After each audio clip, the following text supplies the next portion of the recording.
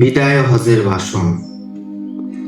হজ পালনকালে মহানবী সাল্লাল্লাহু আলাইহি সাল্লাম জিলহজ মাসের ৯ তারিখে আরাফাত ময়দানে অবস্থিত জনসমক্ষে উদ্দেশ্যে এক যুগান্তকারী ভাষণ দেন।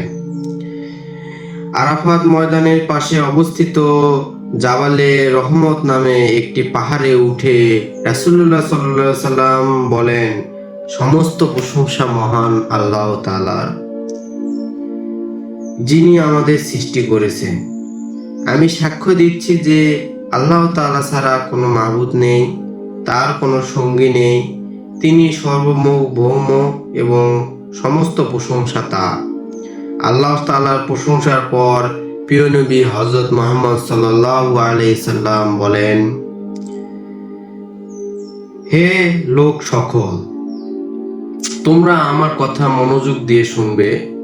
এ বছরের পর হয়তো তোমাদের সাথে আমার আর দেখা হবে না।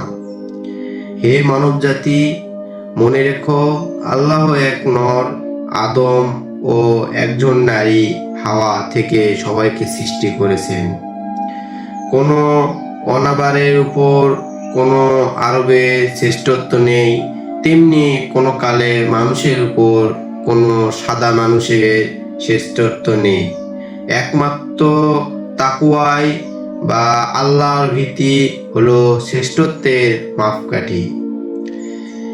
জাহেলিয়া যুগে সব ধরনের কুসংস্কার, অন্ধবিশ্বাস, ন্যায় অনাচার আজ আমার পায়ের নিচে দলিত হলো। জেনে রেখো, আজকের এই দিনে মাস এবং জনপদ যেমন পবিত্র, তেমনি তোমাদের জীবন ও সম্পদ পরস্পরের কাছে পবিত্র। নারীদের উপর পুরুষের যেরূপ অধিকার আছে, পুরুষের উপর নারীরও সেরূপ অধিকার আছে। তাদের প্রতি অত্যাচার করো না। মনে রেখো, আল্লাহকে সাক্ষী রেখে তোমরা তোমাদের স্ত্রীকে গ্রহণ করেছ। দাস দাসীদের সাথে সরব ব্যবহার করবে, তাদের উপর কোনরূপ অত্যাচার করবে না। তোমরা যা খাবে তাদেরকে তাই খাওয়াবে, তোমরা যা পরবে তাদেরকেও তাই পরাবে। ভুলে যেও না, তারাও তোমাদের মতো মানুষ। মনে রেখো, সব মুসলমান ভাই ভাই, কেউ কারো চেয়ে ছোট বা বড় নয়। আল্লাহর চোখে সবাই সমান, আর সব মুসলমানের মিলে একটি অখণ্ড ভৃত সমাজ। সাবধান, ধর্ম সম্পর্কে বাড়াবাড়ি করো না। এ বাড়াবাড়ির ফলে অতীতে বহু জাতি ধ্বংস হয়ে গেছে। হুঁশিয়ার, নেতৃত্বে আদেশ কখনো লঙ্ঘন করো না।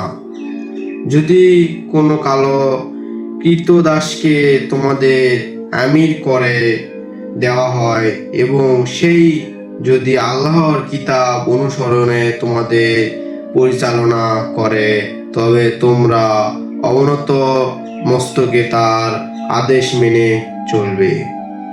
স্মরণ রেখো, তোমাদের সবাইকে আল্লাহর দরবারে হাজির হয়ে নিজ নিজ কর্মের জবাবদিহি দিতে হবে।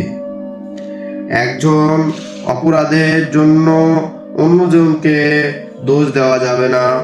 যেমন পিতার অপরাধের জন্য পুত্রকে অথবা পুত্রের অপরাধের জন্য পিতাকে দোষ দেওয়া যাবে না। হুঁশিয়ার, পৈতলিক তার পাপ যেমন তোমাদের স্পর্শ না করে। তোমরা শিরক করো না, অন্যায় ভাবে কাউকে হত্যা করো না, চুরি করো না, অবিচার করো না। আয়ামে জাহেলিয়াতে কুদ্দিসিন প্রথাও রহিত হলো।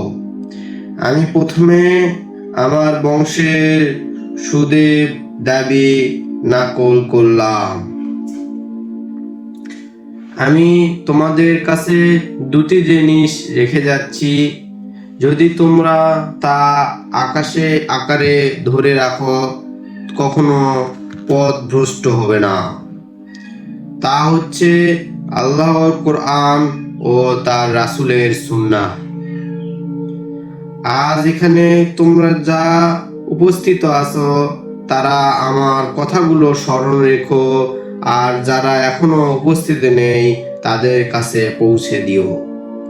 হয়তো তাদের মধ্যে আজকে কোনো কোনো সত্তার চেয়ে অধিকর ও বোধ শক্তি সম্পূর্ণ ও স্মৃতিতে ধরে রাখার মতো শক্তি থাকতে পারে।